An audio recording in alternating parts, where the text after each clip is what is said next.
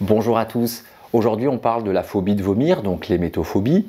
J'ai décidé que j'allais consacrer 2 vidéos à cette phobie, et ça pour une raison très simple, c'est la sévérité de cette phobie. Alors on va en parler, mais c'est une phobie qui peut avoir un impact vraiment énorme sur la qualité de vie des personnes. Et personnellement, je pense que c'est la phobie la plus sévère de toutes. Et on va voir, d'ailleurs, c'est une chose importante que je voudrais vous expliquer aujourd'hui, que l'hémétophobie, en réalité, c'est plus qu'une simple phobie. Et même dans une certaine mesure, c'est même plus vraiment une phobie dans certains cas. Donc restez bien jusqu'à la fin de cette vidéo pour comprendre pourquoi, et on voit ça tout de suite.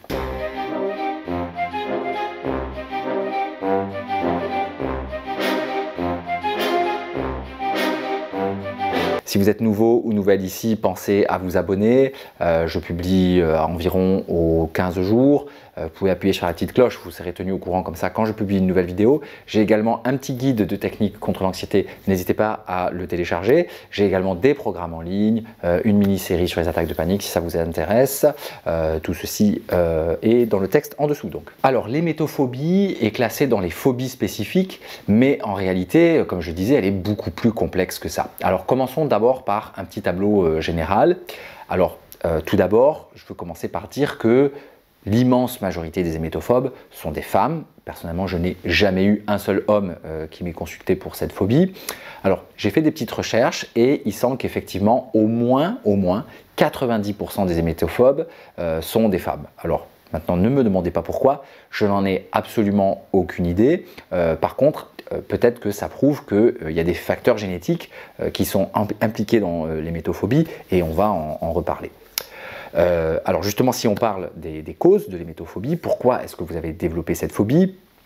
Vous ne serez pas surpris que je vous dise que comme tout ce qui est compliqué dans la vie, il n'y a pas une seule cause, c'est vraiment multifactoriel. Alors ce qu'on va retrouver régulièrement, mais pas toujours d'ailleurs il faut dire, ce sont des événements de vie qui peuvent être traumatiques en lien avec le fait d'avoir vomi ou d'avoir vu quelqu'un vomir, généralement dans l'enfance.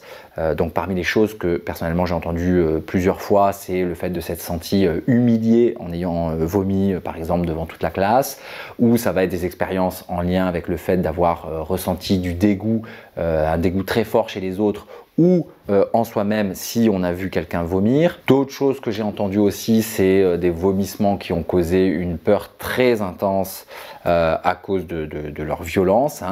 Bon, bref, vous avez compris, il peut y avoir différentes circonstances qui ont associé le fait de vomir à des émotions négatives très fortes. C'est un premier facteur, c'est pas le seul, il n'est pas obligatoirement présent.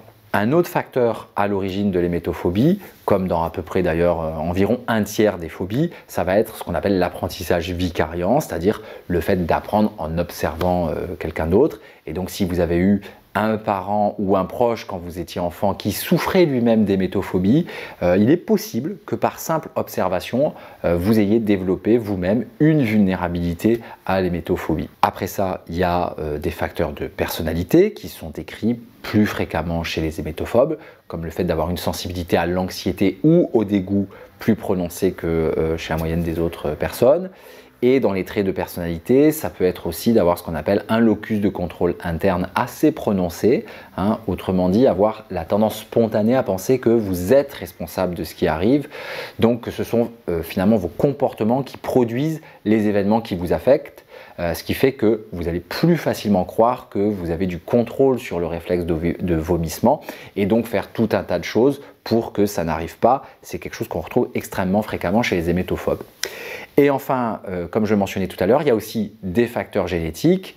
J'en ai souvent parlé dans mes vidéos à propos, par exemple, du sticky mind ou de la sensibilité à l'anxiété ou encore des TOC.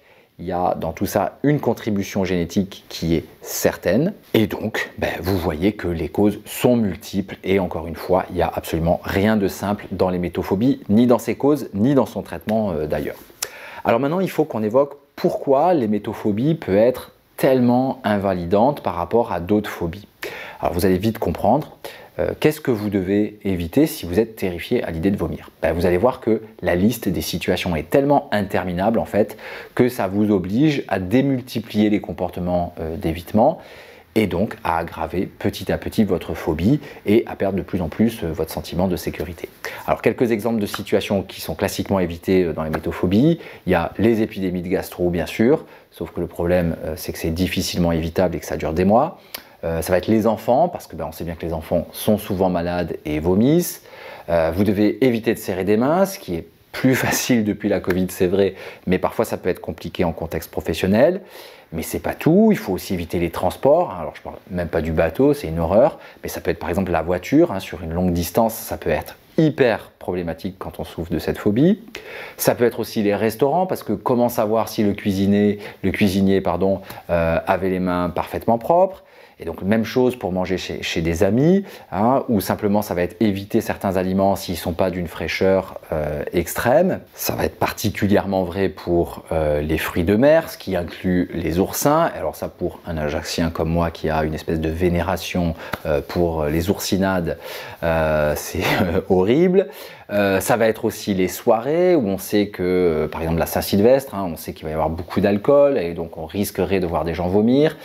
Et dans certains cas, plus dramatiques, ça peut être la grossesse. D'ailleurs, il y a des femmes qui souffrent d'émétophobie qui vont carrément renoncer à un projet de vie, à avoir des enfants, à cause directement de la phobie. Donc vous voyez que les évitements sont très larges.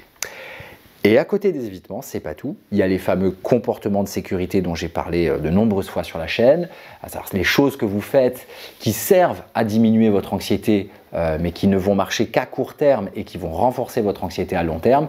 Et le problème, c'est que là aussi, chez les hémétophobes, la liste des comportements de sécurité est absolument interminable. Donc ça va être sentir les aliments, acheter que des choses hyper fraîches, jeter de la bouffe dès qu'il y a le moindre doute sur la fraîcheur, et il y a souvent ce doute, les lavages de mains, avoir constamment un antiémétique ou plusieurs antiémétiques sur soi, ou prendre un antiémétique quand on est anxieux parce qu'on n'est pas sûr de est-ce que c'est de l'anxiété ou est-ce qu'on a la nausée.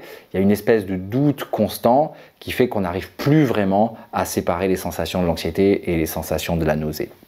Donc il y a vraiment, vous voyez, énormément de comportements comme ça dans les métophobies, et tous ces comportements sont destinés à une seule chose, être sûr de ne pas vomir. Le gros problème, le très gros problème, c'est que cette certitude, elle est impossible à atteindre, et en plus, comme il y a beaucoup d'anxiété autour de la peur de vomir, comme je vous le disais, ou de voir quelqu'un vomir, et que l'anxiété se manifeste par des sensations physiques, la plupart du temps, vous ruminez sur le fait: est-ce que j'ai la nausée ou est-ce que je suis simplement anxieuse?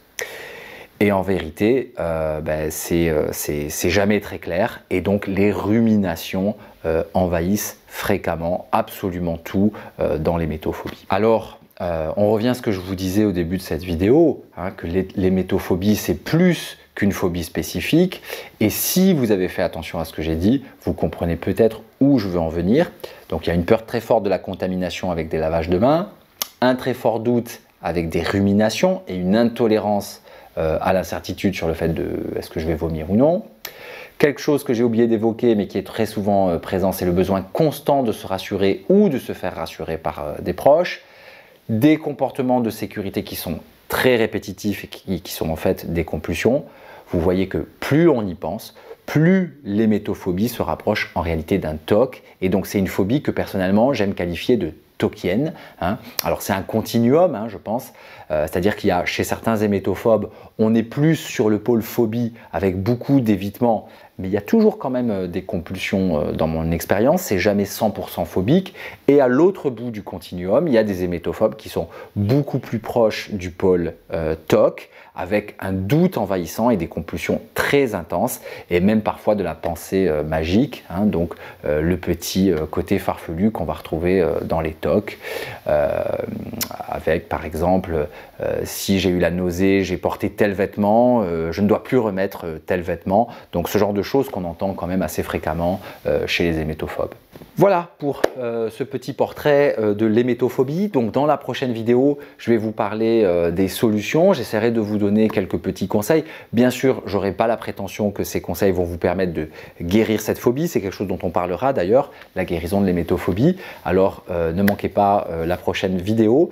Et puis n'hésitez pas non plus à liker celle-ci, à transférer, à la partager à des proches qui seraient concernés par cette phobie qui, comme je l'ai dit, est souvent très sévère. Je vous dis à bientôt. Bye bye.